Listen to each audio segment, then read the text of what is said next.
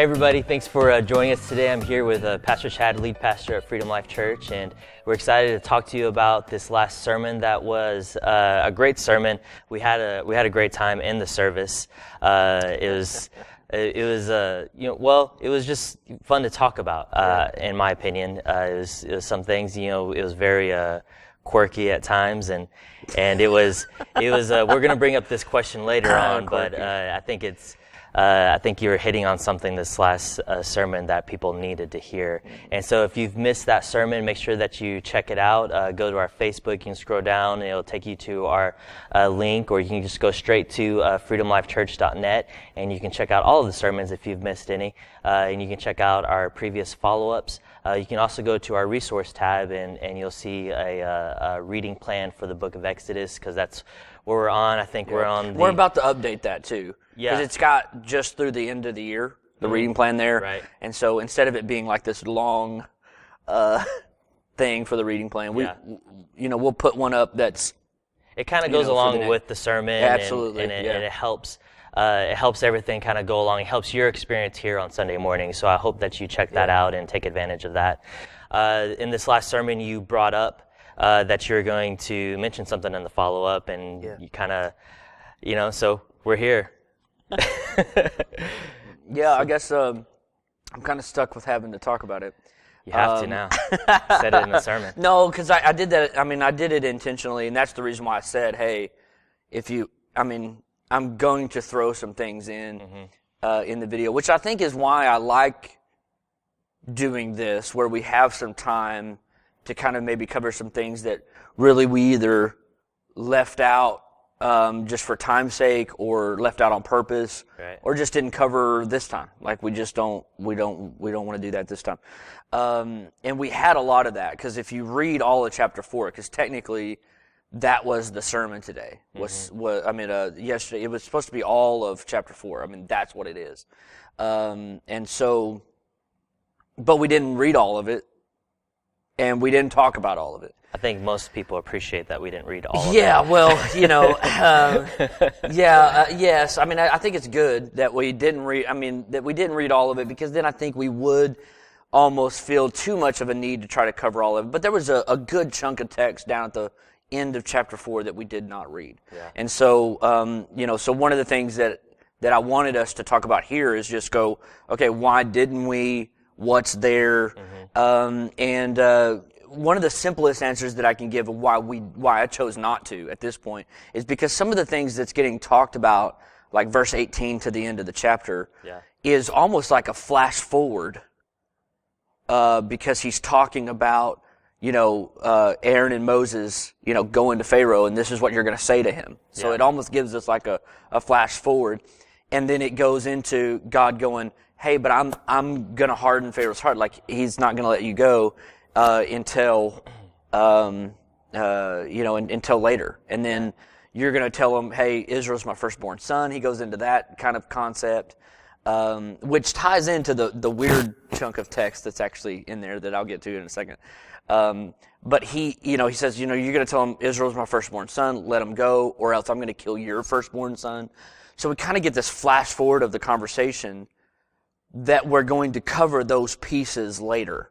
After the first of the year, when we get to the plague section, we're going to cover a lot of those kind of conversations that they actually have. Yeah. Almost in real time, if you will, right? Yeah. So instead of catching this flash forward look at the conversation, we'll wait until we get there. And so, because he alludes to the fact that he alludes to two things that we'll cover. God tells him, I'm not going to let him let you go. So my plan is for you to go ask to be let go, and I'm going to make sure he doesn't let you go. And so we're going to talk. Sounds counterintuitive. We're gonna talk about that, because that actually comes up a ton when we get to the plague section of Exodus. And so I didn't want to talk about that here. That was not the point of the sermon, and nor are we going to cover the back section of chapter 4 in a separate sermon next week or something like that. We're not going to do that. Yeah. I will allude back to the few places here where God's kind of let Moses in on the plan early on, and it involves things like that. Yeah. And so, but I left it alone because I was like, I don't want to get into that here. Yeah. The second thing he alludes to is the 10th plague. I'm going to kill your firstborn son. He alludes to that in this text. Again, we're going to cover the plagues, and we're going to cover the Passover, and we're going to cover all of that. So I just didn't want to catch the flash forward. It's there, and it's cool. Yeah. But see, God's done that multiple times even up to this point, and that's let Moses in on the plan. Yeah. And so he gave him some details there that's interesting. At the bottom half of the chapter, it's him finally running into Aaron. Mm-hmm. Aaron's finally there, and they get together, and it's Moses telling Aaron, hey, this is what you're supposed to say. Yeah.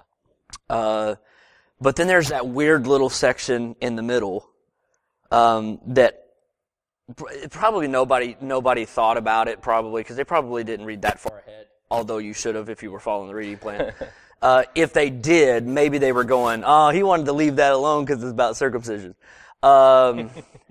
Yes and no. No, no. I left it alone for a few different reasons, and one of the first reasons would be is I feel like it would have been a little bit disjointed from the flow of where we've been. Yeah. I think that we are as I think we've tried to communicate here, as well as maybe some people don't realize, we try to be crazy thoughtful about how we lay, especially a book series like this, because there's so much there. We didn't cover everything in the book of Ephesians when we did Ephesians. We're not going to cover every nook and cranny of the book of Exodus. Yeah. Or else we literally would be, all joking aside, I mean, we would be a decade on the book of Exodus if we were going to uncover every square inch of it. And so, God willing, maybe we'll get to do the book of Exodus again, and maybe we'll cover this particular text specifically. Yeah. But I'll highlight it here. I felt like it was going to be a little bit disjointed from the flow, and so we left it out. Right. We just said we're not going to cover that particular section because there's this weird kind of break into the narrative where God's angry. He comes to Moses and he's angry, and it actually says he's going to kill him. Yeah, his intent. And so some people are like, what in the world is God doing?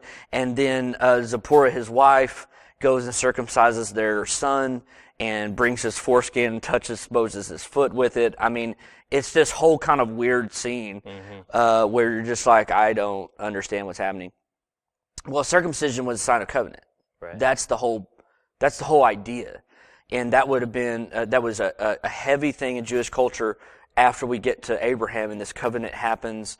And then Abraham actually gets that command for the first time and actually has to go through and deal with all of his males. I mean, everybody in the family, including himself, has to deal with this, right? And so, but then after that, what was instituted by God is every male would be circumcised on the 8th day. So 8 days old. Now there's some pretty interesting things about circumcision in general that we could get into, but I won't digress here. There's things even about the 8th day that's a big deal, that we won't get into. We don't have to talk about here. If you want to comment openly about questions about circumcision, you can. But we could get into all that kind of stuff, but really the main point is that Moses, for whatever reason, has not circumcised his son. Because Moses would have been. Yeah. Because he was in his household up to the 8th day. I mean, up to the 8th day and past. Months, I mean, he was there. So he would have already been circumcised. So he would have been in that process. So we're not talking about Moses, but what we're talking about is what he has not done is circumcised his son as a sign of the covenant with God. Right. And there's some pretty harsh things that go along with if you're not circumcised. Yeah. You're God's people, but you're not. If you don't carry that sign, then then you're going to have some issues. Basically, you get cut off. You get cut out of the promise. And so God comes and he's upset about it because Moses should have done this. Right. That's the concept. But for whatever reason, he doesn't. Yeah. Given it his longer time being raised Egyptian, maybe that had a lot to do with it. There's some argument that he's shirking the responsibility. Yeah. And he just doesn't do it. Yeah. Zipporah, maybe his wife has a problem with it because she's Egyptian. Yeah. So maybe she's like, "You're gonna do what? You're gonna do what to my son? Like, I don't think we're gonna do that." And maybe he's like, "Well, okay, Yeah. I mean, happy wife, happy life. So I'm gonna leave that alone, right?" Yeah. Or whatever the case may be. But Zipporah knows about it. She obviously has had this conversation. Yeah. Because she knows exactly what's up. And we don't get a lot of the common, the conversation, the commentary of the conversation between God being angry and Moses and Zipporah. We don't get the conversation. So there's a little bit of like what's happening. But Zipporah obviously knows right off, this is why God's angry, and God's going to kill my husband because he hasn't taken care of what he's supposed to. Yeah. And so she immediately takes flint, goes to her son, circumcises him, and then brings it back, and then touches Moses as a sign of, see, he's done it. He's taking care of it. Please don't kill him. Yeah. And so it's really interesting. So basically it's just this, okay, now we've gotten everything in order. Mm-hmm. Before we go and do everything that God's wanting us to do, now everything's in order. Now everything's laid out the way it's supposed to be. Mm-hmm. Moses he's gotten his house in order. He's gotten everything lined up. That's kind of the way it was. And so, to me, if we were to preach that, I would probably go that route. Like, head of household, how are you going to lead? Are you going to shirk responsibility? Are you going to be lazy? Are you going to not do what God asked you to do? Right? And lead your family. Is that where you're going to land? Yeah. Or is it, do it or God will kill you. Yeah, do it or God will kill you. Or are you going to leave your wife to it? Because really, that's the concept to me. The interesting part is that his Egyptian, it's his wife that ends up stepping up and going, no, this is what needs to happen. Yeah. This is what needs to happen. Yeah. This needs to be taken care of. And it's not Moses still. Yeah. And so then she pleads with the Lord, and then God lets him go. Again, me saying that, you kind of go, oh yeah, the rhythm of where we're at and kind of what we want to draw out of these texts and what we want to draw out of the story, that would seem a little bit like a disjointed kind of concept that we just kind of toss in there. And I don't want to do that. I don't want us to feel trapped by we've got to cover every verse in depth, or else we're going to be here a long time. And then two, we're not going to have we're not going to have the flow that I feel like God's put in our heart to flow with in the book of Exodus to see the things that we need to see as a church. So I left it out. Mm-hmm. I was just like, there's going to be a lot of work to do there. It also feels like it breaks into the narrative and interrupts it anyways. Yeah. And so the authorship of the book of Exodus, this is probably more than what you want to know, but the authorship is typically given to Moses. Mm-hmm. That he's writing it, so it almost feels as he's writing it under the leading of the Holy Spirit. He's writing the book of Exodus. He's writing down the account, and it's almost as if he gets to that point, and the Holy Spirit goes, "Hey, write in how you were an idiot and didn't take care of it." And then he's like, "Oh yeah, I remember that part. God wanted to kill me." And then I was trying to leave that out. I was going to leave that out. It almost reads like that, honestly. I mean, it almost reads like that. Like it kind of breaks into this narrative, and you're like, "What?" I mean, wait a second. Circumcision? What? God wanted to kill you? What? It almost kind of breaks in. It's almost like the Holy Spirit's like, "Hey, you're trying to leave that out. Don't leave that out. I want people to see that it's important that when I make covenant, and when you're with me, you do what I ask you to do. Yeah. You go where I tell you to go. You do what I tell you to do. Yeah. And you don't get lazy on that, and you don't shirk that responsibility. You do what I tell you to do. Right. And so it's almost as if he goes, "Oh, dang it, I got to put that in." Mm-hmm. It reads like that. And so again, maybe one of these days we'll get back to that text and we'll do it. Yeah. And we'll preach on it. Certainly, if we ever talk about the family unit, that's a great text to go to because we kind of see some of that responsibility that we carry. And so there's some really interesting things there, but I just felt like it didn't flow very well, Yeah. So, well, I think that's a great, little piece of text right there. And I think that would be fun to go over. That's for sure. Well, the other thing is, can I throw this in there? We got time. The other thing that I left out is I actually didn't say anything about the Aaron piece. That Aaron's coming into the story. We just read it, but then I left it out because one of the things that I was going to say that I just didn't because I didn't have time or whatever, but is if you read it, I've always heard it as God gets angry because Moses is like, "I'm not eloquent." Mm-hmm. And then so God gets angry and it's almost like he goes, "Oh, okay, well, okay, doesn't your brother Aaron speak well? Okay, let's get him." Mm-hmm. But reading it again, in the study for the book of Exodus, and then I was reminded of it again as I was, kind of putting the final touches on this sermon as we got closer. It doesn't really read that way to me. it reads the way, to me, it reads like Aaron's already on his way. Because that's what God says. Yeah. Aaron's already coming to meet you. He's already coming out to meet you. So it's almost like he gets angry because Moses is still bringing things up. Because the whole conversation up to this point is that every excuse that Moses makes, God's like, I already have that taken care of. Yeah. And so why wouldn't that be already taken care of? Yeah. It's almost as if God is going, there has been no scenario in this where I literally thought you could pull anything off. Yeah. And that's really kind of where we were going in the sermon was, you're completely limited. And I know that, but in no version of this scenario did I think you could pull anything off. Yeah.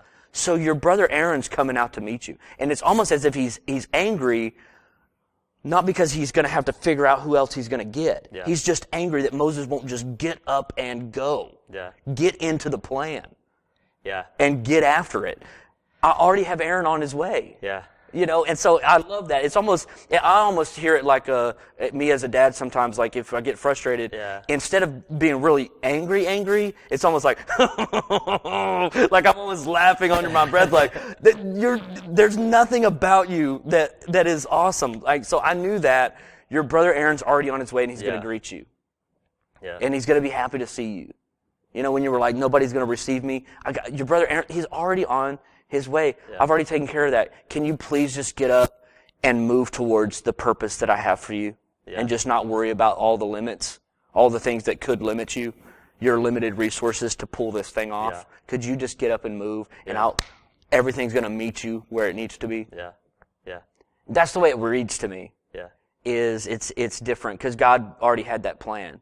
Because why wouldn't he? Because he has everything else planned. Mm-hmm. So I think it's a little bit of a departure from the rhythm of it for people to go, so now he's like, I have to find a replacement. No.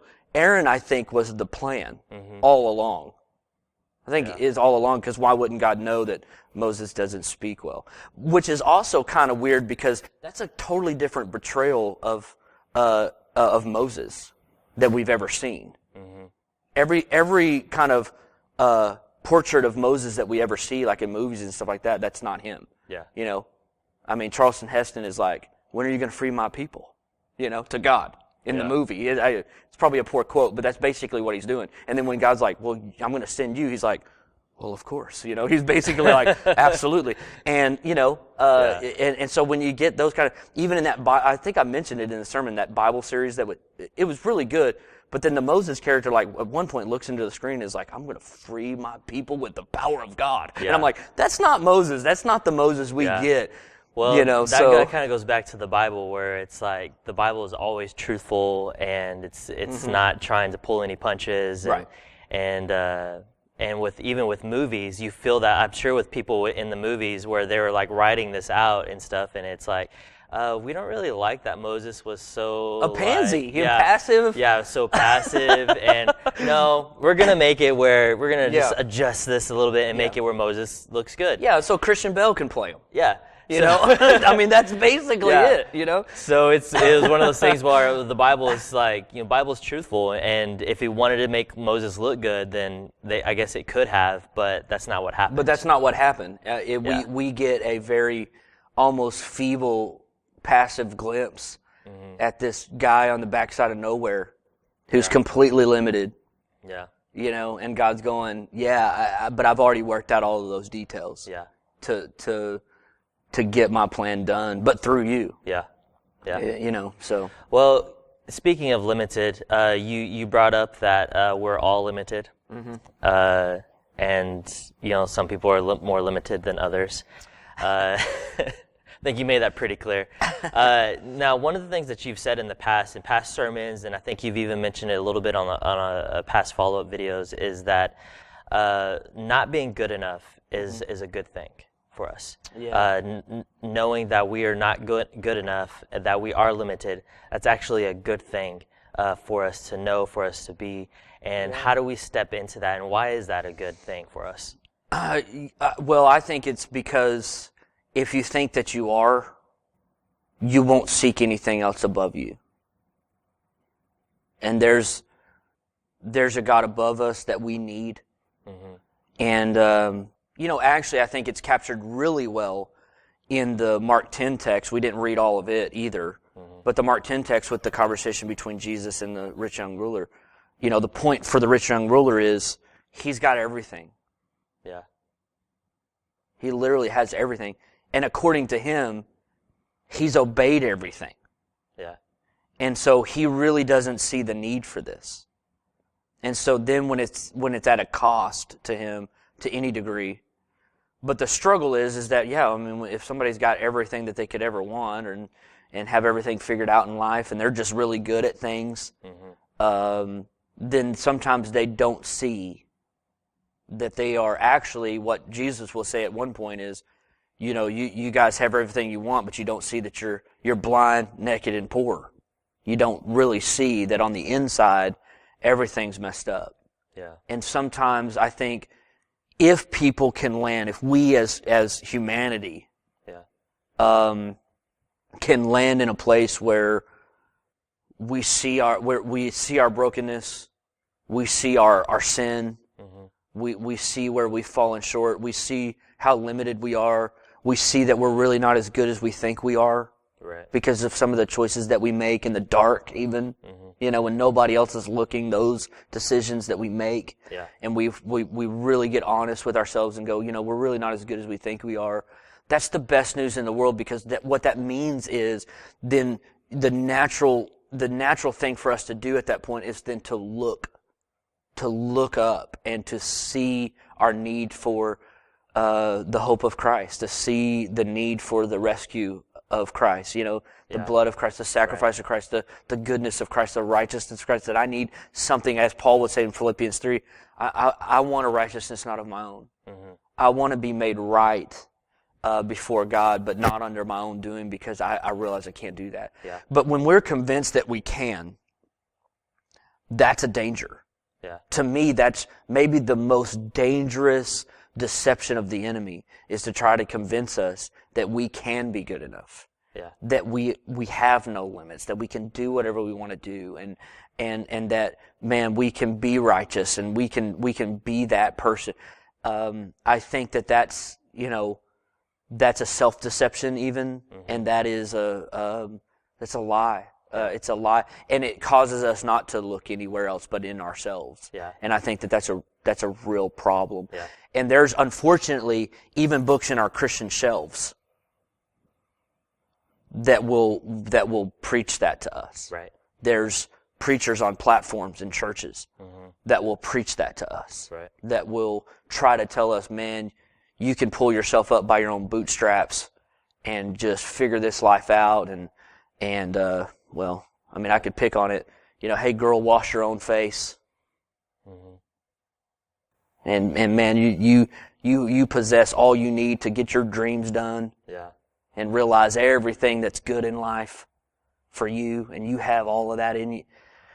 And I think that's dangerous when you leave Christ out of the equation. Maybe if you talk to those people, and I think I've said this before, if you talk to them, maybe they would go, no, but it's about Christ. But then it's weird that you never say anything about him.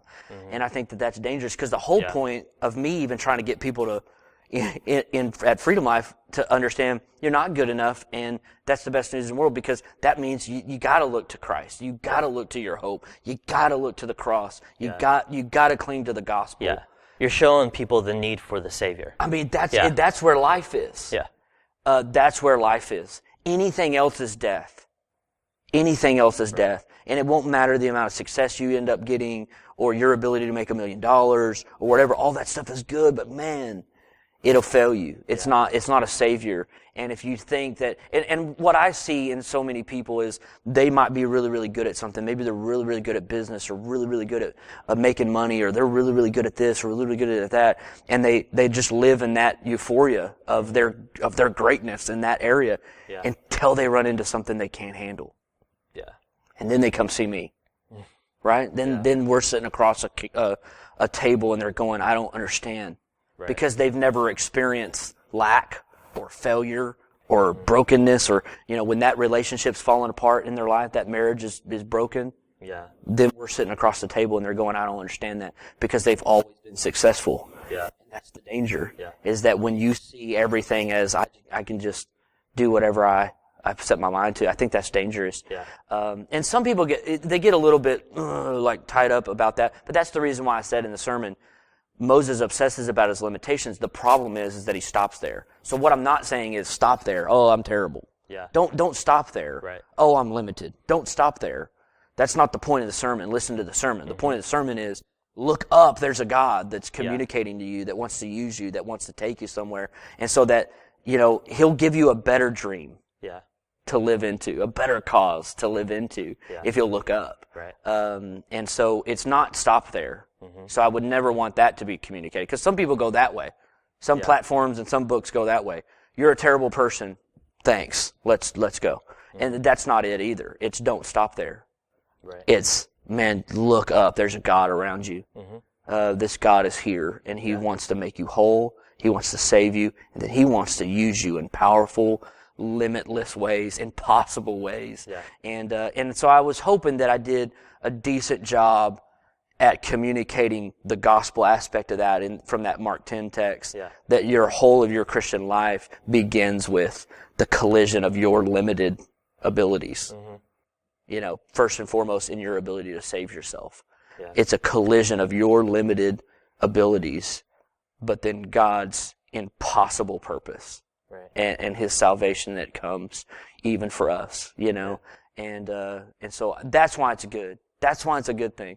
Because then it puts you in the right frame of mind. As long as you don't stop there, as long as you as long as you look up from your brokenness and your limits and your sin, and as long as you look up, then that's what makes the difference. Yes, the change of perspective. Yeah, because arrogance is bad, but so is self-loathing. Right. That's bad too. Right. Self-pity is self. Yeah. So either way, you're focusing on yourself. Either way, it's about you. And so the point I'm trying to get people to do is I'll tell the arrogant, you're not awesome. But I would tell the self-loathing person, look up. Yeah. Because you're making this about you. Either way. Yeah. And so the point is, none of this is about you. Right. The point is, this is all about God and his work through his son, the person and work of Jesus. That is where your eyes need to go. That's where your heart needs to go. That's where your mind needs to go. That's where your life needs to go. Exactly. And so if I can get people to do that, then, man, we're going in the right direction. Yeah. Yeah. So well, and I think that's great. And so if you've missed this last sermon, I want to remind you to go to freedomlifechurch.net. Make sure you check it out. It's going to be posted on our Facebook. You can look at it there. And this is a great section of text that we get to go over, that we're really graced and blessed to be able to do something like this. And so if you're missing out on that, you don't want to miss any more of it. Again, go to our website, check that out, and then be here next Sunday at 10:30 a.m. For the next part of Exodus. I want to remind you that we have life groups this Wednesday. This is the last week that we're actually having life groups for this year. And so then if you're part of, say that you have, someone in the youth group and stuff, we want to remind all of y'all that we're having a Christmas party for the Well Student Ministry. So make sure that you're here, and we're going to have a great time and stuff. If y'all have any questions, comments, make sure that y'all do that, like, share our videos, and we love you guys, and y'all have a blessed week. See you. Bye.